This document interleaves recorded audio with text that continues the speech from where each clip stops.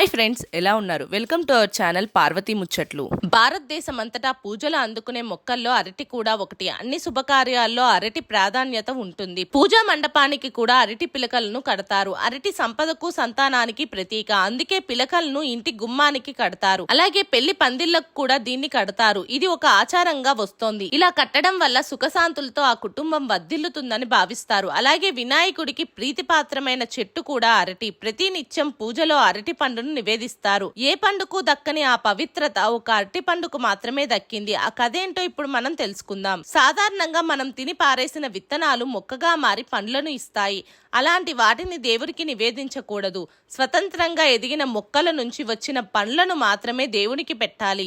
అలాంటి వాటిలో అరటి కూడా ఒకటి.